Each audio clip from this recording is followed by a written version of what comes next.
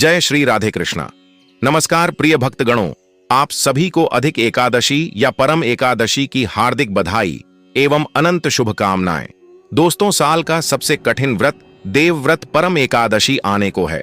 बहुत ही विष्णु प्रिय तिथि है और इस दिन जब तप पूजा जो भी करता है मनुष्य, इससे विष्णु भगवान का सानिध्य उसे जरूर प्राप्त होता है। मनुष्य जीवन मरण के बंधन से मुक्त हो जाता है। इस व्रत को देव तभी कहा जाता है क्योंकि सभी देवता हो, दानव हो, नाग हो, गंधर्व हो, किन्नर हो, नवग्रह हो, सभी अपनी रक्षा और विष्णु भगवान की कृपा पाने के लिए इस एकादशी का व्रत करते हैं। यह एकादशी अधिक मास या लौंद का महीने के शुक्ल पक्ष की एकादशी होती है। इस उपवास के कठोर नियमों के कारण ही सभी एकादशी में सबसे कठिन माना जाता है और विष्णु भगवान का भजन कीर्तन उपवास किया जाता है। इस दिन सिर्फ भोजन ही नहीं, पानी का भी त्याग करने का विधान आता है। पूरे दिन निर्जल रहकर के व्रत का पालन होता है। पहले दिन सूर्य उदय से लेकर अगले दिन सूर्य उदय तक बिना पारण के जल का सेवन नहीं किया जाता और कहा जाता है जो भी मनुष्य निर्जल रहकर इस उपवास को करता है उसे साल के सभी 24 एकादशी व्रत के समान संपूर्ण फल की प्राप्ति मिलती है, उसके पापों का शमन होता है। प्रिय भक्तगणों, आज की इस वीडियो में हम ज्येष्ठ माह के शुक्ल पक्ष की निर्जला एकादशी के विषय में बात करेंगे। आज हम आपका कंफ्यूजन दूर करेंगे कि आपको परम एकादशी व्रत कब रखना है, 11 जून या फिर 12 जून को, लेकिन वीडियो को पूरा देखिएगा तभी आपकी कंफ्यूजन दूर होगी। तो आज की वीडियो में हम जानेंगे परम एकादशी के सभी शुभ मुहूर्त, पारण, समय, पूजा विधि, नियम के बारे में। और आपके मन जो भी प्रश्न है कि इस व्रत में पानी कब और कैसे पीना चाहिए, निर्जल नहीं रह सकते तो व्रत कैसे करें, दान किन चीजों का करना चाहिए। अगला जो प्रश्न है, कलश का दान कैसे करें, पानी भर के जो कलश का दान किया जाता है उसकी विधि क्या है और क्या कुमारी लड़कियां भी व्रत कर सकती हैं। यह एक ऐसी वीडियो है जिसमें सारी बातें आप जानेंगे, कहीं कोई और वीडियो देखने की जरूरत नहीं पड़ेगी, तो आप अंत तक वीडियो में बने रहे। वीडियो शुरू करने से पहले एक बार पूरी श्रद्धा के साथ कमेंट सेक्शन में लिखें, जय श्री हरि विष्णु। भगवान हरि की कृपा आप पर सदैव बनी रहेगी और वीडियो को लाइक करके चैनल को सब्सक्राइब अवश्य कर लें। प्रिय भक्तगणों, परम एकादशी का व्रत कठोर होता है। खासकर ज्येष्ठ के महीने में जब प्रचंड गर्मी पड़ती है तब परम एकादशी का व्रत रखा जाता है, जो कि जीवन में जल के महत्व को बताता है। लेकिन अगर आपने निर्जला एकादशी का व्रत रखा है और आपको बहुत अधिक प्यास लग रही है या ऐसी स्थिति आ पड़े कि जल के बिना प्राण संकट में आ जाए, तो इसके लिए शास्त्रों में कुछ उपाय भी बताए गए हैं जिससे कि आपकी प्यास भी बुझ जाएगी और कोई दोष नहीं लगेगा। साथ ही विधि से जल ग्रहण करने पर आपका व्रत भी निष्फल नहीं होगा। आइए जानते हैं क्या है वह उपाय। निर्जला एकादशी में व्रत के दौरान अगर आपको अधिक प्यास लग रही है तो आप ओम नमो नारायणाय मंत्र का 12 बार जाप करें। इसके बाद चांदी, पीतल या मिट्टी धातु के पात्र में पानी में गंगा जल मिलाकर भर दें।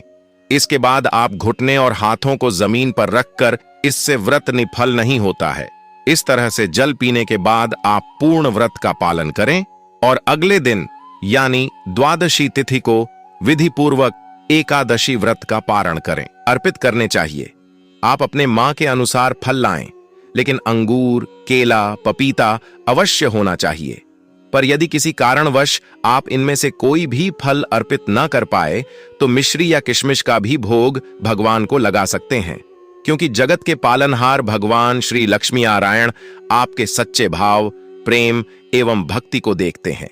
आप कोई भी 5 रंग के फल ले सकते हैं, परंतु बात का आप विशेष तौर पर ध्यान रखें कि भगवान श्री हरि विष्णु जी को और माता लक्ष्मी को नाशपाती हमें कभी भी नहीं चढ़ाने चाहिए। इससे धन का नाश होता है, क्योंकि इस फल के नाम से ही अर्थ निकलता है नाश करने वाला फल। नाशपाती शास्त्रों के अनुसार जो व्यक्ति किसी भी शुभ दिन, खास करके निर्जला एकादशी पर अंगूर खा लेता है, उसके जीवन में कभी धन की कमी नहीं होती। निर्जला एकादशी के दिन अंगूर में साक्षात माता लक्ष्मी का आशीर्वाद विद्यमान होता है। माता लक्ष्मी का आशीर्वाद होता है, इसलिए दोस्तों आप अंगूर अवश्य खा लें। साथ ही साथ श्री हरि विष्णु जी को निर्जला एकादशी पर गन्ना अवश्य अर्पित करें। यह बहुत ही शुभ और मंगलकारी माना जाता है। पर यदि आपको इस समय गन्ना न मिले तो आप गुड़ और चने की दाल का भोग भी भगवान श्री हरि विष्णु को अर्पित कर सकते हैं। साथ ही साथ यदि गाना अथवा गुड़ इस दिन आप खा लेते हैं तो आपके जीवन में कभी भी धन की कमी हो ही नहीं सकती। निर्जला एकादशी के दिन माता लक्ष्मी को 5 रंग की मिठाइयां अवश्य अर्पित करें। साथ ही इस दिन माता लक्ष्मी को मखाने जरूर चढ़ाने चाहिए। जिस तरह मां लक्ष्मी की उत्पत्ति समुद्र से हुई थी, उसी तरह मखाने की उत्पत्ति भी जल से हुई थी। मखाने भी कमाल के पौधे से मिलते हैं। धर्मशास्त्रों के अनुसार कमल के फूल और मखाने को बहुत ही शुभ माना जाता है। आमतौर पर मखाने की खीर बनाकर श्री लक्ष्मी नारायण को अर्पित करने से घर में धन धान्य के भंडार भरे रहते हैं। निर्जला एकादशी की पूजा में भगवान गणेश को जो भी व्यक्ति दूर्वा घास अर्पित करता है तो उसे कोई भी गरीब नहीं बन सकता। ऐसा व्यक्ति स्वयं ही धनी हो जाता है। इस दिन प्रसाद के रूप में दूर्वा घास अवश्य लाना चाहिए और पूरे परिवार को खिलाएं। भगवान गणेश की कृपा हमेशा आपके परिवार पर बनी रहेगी। जो व्यक्ति निर्जला एकादशी के दिन माता लक्ष्मी को खीर अर्पित करता है तो उसकी कुंडली के सभी ग्रह नक्षत्र उसके अनुकूल हो जाते हैं। उसे धनी होने से कोई भी नहीं रोक सकता। माता रानी को अर्पित करके प्रसाद स्वरूप में पूरे परिवार को यह जरूर खिलाएं। इससे बंद किस्मत के ताले भी खुल जाते हैं। धन संपन्नता, ऐश्वर्य उसके जीवन में हमेशा वास करते हैं। आपके आशीर्वाद देती है। माता बड़ी प्रसन्न हो जाती है। भक्तों, शास्त्रों में बताया जाता है कि निर्जला एकादशी के दिन में सीताफल जरूर खाना चाहिए। सीताफल खाने से 10 ऐसी बीमारियां हैं जो खत्म हो जाती हैं। माना जाता है निर्जला एकादशी के दिनों में सीताफल का घर में प्रवेश होना बाद ही शुभ माना गया है, क्योंकि इसमें माता पिता का आशीर्वाद मिला हुआ होता है। माना जाता है भगवान राम के वनवास के दौरान माता सीता ने यही फल खाया था। निर्जला एकादशी के दौरान उसे दुखों का सामना नहीं करना पड़ता। सीताफल आपको जरूर खाना चाहिए। माता पिता प्रसन्न होती हैं और आशीर्वाद देती हैं। लेकिन याद रहे, जब निर्जला एकादशी के दिन सोमवार पड़ जाए तो बैंगन की सब्जी मत खाना, पाप लगेगा। बंद जूस नहीं पीना चाहिए, तो याद रखें उसमें नमक न डालें, नहीं तो व्रत टूट जाएगा। साथ ही साथ जूस में बर्फ भी नहीं डालनी चाहिए। फलों का सदा जूस पीने से व्रत सफल होता है। निर्जला एकादशी पर वह ऐसी कौन सी चीज है जो घर में कभी नहीं बननी चाहिए, नहीं तो पूरा घर बर्बाद हो जाएगा। किसी भी व्यक्ति को ऐसा खाना नहीं खाना चाहिए। ऐसा खाना घर में बनने पर माता लक्ष्मी घर का त्याग कर देती है। भगवान श्री हरि विष्णु क्रोधित हो जाते हैं। अनुसार निर्जला एकादशी पर क्या नहीं खाना चाहिए? दोस्तों, लहसुन प्याज का खाना कभी भी हमें निर्जला एकादशी के दिन नहीं खाना चाहिए, क्योंकि इस दिन भगवान श्री हरि विष्णु और माता लक्ष्मी की पूजा का विधान है। और इस बार की निर्जला एकादशी के दिन कुल 52 तरीके के शुभ मांगलिक योग बन रहे हैं। इसलिए दोस्तों, प्याज का खाना खाता है उसके घर में हमेशा राहु केतु का वास हो जाता है। भगवान शनि भी नाराज हो जाते हैं, और अगर घर में राहु केतु का वास हो जाएगा तो वहां पर माता लक्ष्मी और भगवान श्री हरि विष्णु की कृपा कभी नहीं बरसेगी। साथ ही साथ निर्जला एकादशी के दिन आपको चावल भी नहीं खाना चाहिए। तो आप साबूदाने की खीर अथवा मखाने की खीर भगवान को अर्पित करें, और यह बात आपको हमेशा ध्यान में रखनी चाहिए।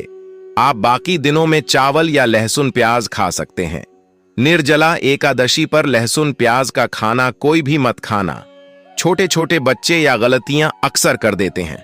अक्सर बाजार से डिब्बा बंद खाना खा लेते हैं या कुरकुरे आदि खा लेते हैं जिनमें लहसुन प्याज होता है। इसलिए कम से कम निर्जला एकादशी के दिन चीजों से दूर रहे। क्योंकि दोस्तों, अगर आप ही सोचिए, आप खास तौर पर निर्जला एकादशी पर राहु केतु को अपने घर में बुलाएंगे या फिर श्री हरि विष्णु और माता लक्ष्मी को इसलिए अपने घर को बर्बाद जम्बूझ करना करें कि भगवान श्री हरि विष्णु जी की कृपा प्राप्त करने के लिए, उनका विशेष आशीर्वाद प्राप्त करने के लिए पीली चीज घर में इस दिन अवश्य बनानी चाहिए। जैसे कड़ी पकोड़ा पीला हवा अवश्य बनानी चाहिए, क्योंकि इस दिन पीला रंग स्वर्ण माना गया है तथा सोने चांदी के समान माना गया है, जिसे हम पीतांबरी कहते हैं। इसलिए आप खुद भी इस दिन पीले वस्त्र धारण करें। इससे आपको भगवान श्री हरि विष्णु जी का विशेष आशीर्वाद प्राप्त होगा। निर्जला एकादशी तिथि को हमें किसी से भी कर्ज नहीं लेना चाहिए। यदि हम निर्जला एकादशी के दिन ही किसी से कर्ज ले लेते हैं तो पूरे साल भर हमें कर्ज के बोझ चले रहना होगा। इसलिए अपरा एकादशी का त्योहार आप कर्ज मुक्त होकर ही मनाएं। साथ ही शास्त्रों में यह उल्लेख है कि माता लक्ष्मी उसी के घर में वास करती है जो सच्चे हृदय से माता रानी को बुलाता है। माता लक्ष्मी मंत्र एक मिश्री के टुकड़े से भी प्रसन्न हो जाती है। बस आपके मन में सच्ची श्रद्धा होनी चाहिए। भगवान भी कहते हैं कि कर्ज लेकर धार्मिक तीर्थ यात्रा, धार्मिक पूजा अनुष्ठान नहीं मानना चाहिए। इससे उल्टा जीवन में दोष उत्पन्न होते हैं। तो आपकी कोई भी मनोकामना हो, चाहे धन संबंधी हो, चाहे संतान से जुड़ी हो, आपकी हर एक मनोकामना भगवान श्री हरि विष्णु पूर्ण कर देंगे। आपको कौन सी गलतियां कभी नहीं करनी चाहिए दोस्तों, कि निर्जला एकादशी के दिन यह 5 गलतियां कभी नहीं करनी चाहिए। एवं इस दिन पति पत्नी को आपस में दूरी बनाकर रखनी चाहिए। लहसुन प्याज का खाना नहीं खाना चाहिए। सुहागिन महिलाओं को बोल नहीं धोने चाहिए। इसीलिए एक दिन पहले ही अपने बालों को धो लें। तुलसी का पौधा, झाड़ू, सुहाग की सामग्री या नमक कभी भी किसी दूसरे व्यक्ति को नहीं देना चाहिए। इससे माता लक्ष्मी नाराज हो जाती है। इस दिन बुजुर्गों के पैर छूने चाहिए। माता लक्ष्मी स्वयं श्री स्वरूप है, इसलिए इस दिन स्त्री का अपमान नहीं करना चाहिए, क्योंकि स्त्री स्वयं लक्ष्मी का रूप मानी जाती है। किसी की बुराई नहीं करनी चाहिए। निर्जला एकादशी के शुभ दिन पर अगर कोई व्यक्ति आपके द्वार पर कुछ मांगने के लिए आए तो हो सकता है उसे व्यक्ति के रूप में स्वयं शक्ति स्वरूपा माता लक्ष्मी हो, स्वयं श्री लक्ष्मी नारायण हो, क्योंकि इस दिन घर घर जाकर माता लक्ष्मी भ्रमण करती है और उसी घर में वास बनती है जो सच्चे हृदय वाला हो, जो दूसरों का दुख समझता हो। माता लक्ष्मी साक्षात कन्या स्वरूप है। घर के दरवाजे पर भी आती है। उन्हें खाली हाथ न जाने दे। कन्याओं को मीठा अवश्य खिलाए। माता लक्ष्मी को मीठा भोग अति प्रिय है। अपमान क्रोध का सामना करना पड़ेगा उसे, पर हमेशा मां लक्ष्मी की कृपा बरसेगी। माता लक्ष्मी को लाल वस्तु से अधिक प्रेम है। धर्मशास्त्रों के अनुसार घर का कचरा इस दिन बाहर भूल कर भी ना फेंक, नहीं तो आप कंगाल हो जाएंगे। घर का कचरा अगले दिन बाहर देखना चाहिए, ठीक है ना? अब देखिए दोस्तों ही समाप्त हो जाता है और घर में सकारात्मक ऊर्जा का वास होता है। जिस घर में गाय होती है उसे घर से स्वयं वस्तु दोस्त और हमेशा के लिए समाप्त हो जाते हैं, क्योंकि गाय को माता लक्ष्मी का ही रूप माना गया है। गाय के शरीर पर 33 करोड़ देवी देवताओं का वास होता है। इसलिए ध्यान रखें, गाय को कभी भी घर में नारायण बन सकती है और घर में दर्द देवता का वास हो सकता है। इसीलिए कोशिश करें कि रोजाना ताजी रोटी बनाकर गाय को खिलाएं। अगर रोटी किसी कारणवश जाए तो उसे अगले दिन ना दें, क्योंकि यह बासी मानी जाती है। गाय को हमेशा ताजा और साफ खाना ही दें। इसके अलावा अगर घर में कोई फल या सब्जी सड़ जाए तो उसे गाय को देने से बच्चे घर की समृद्धि में कमी हो सकती है। गाय को खुश रखने के लिए आप आटे की 11 लोइयां बनाकर उनके ऊपर हल्दी लगा सकते हैं। ऐसा करने से आपके सारे काम आसान होंगे और जीवन में सुख समृद्धि आएगी। गाय के चरणों को स्पर्श करें, इससे आपके सभी दुख दूर हो सकते हैं। अगर संभव हो तो गाय की 7 बार परिक्रमा भी करें, या आपके जीवन में सफलता और खुशियों का संचार करेगा। जब भी गाय को उसने हल्दी या थोड़ा घी डाल सकते हैं और रोटी को खाली ना दें। आपके जीवन में शुभ फलों की प्राप्ति का कारण बनेगा। गाय को ताजा रोटी खिलाना अगर करना आपके जीवन में, अगर आप इस चैनल पर नए हैं तो चैनल को सब्सक्राइब करके वीडियो को एक लाइक जरूर करें। साथ ही आप अपनी राशि को कमेंट बॉक्स में जरूर डाल दें, क्योंकि हम राशि से जुड़ा भाग्य भी बताते हैं और भाग्य में चल रही परेशानियों को तत्काल दूर करने के लिए आसान से आसान उपाय भी बताते हैं। इसी प्रकार से अगर आपने हमारे द्वारा बताए हुए नियमों का पालन कर लिया तो करनी ही मंत्र से बातचीत हो जाएंगे और आपको लाभ की प्राप्ति होगी। जानकारी थोड़ी सी भी अच्छी लगी हो तो वीडियो को लाइक करें। चैनल पर नए तो चैनल को सब्सक्राइब जरूर ही कर लें। ताकि इसी प्रकार की और भी ज्ञानवर्धक जानकारी हम आपको सीधे नोटिफिकेशन के माध्यम से इस चैनल पर प्राप्त कर सकें। वीडियो के अंत तक बने रहने के लिए आप सभी का धन्यवाद। मिलते हैं नेक्स्ट वीडियो में, तब तक के लिए नमस्कार।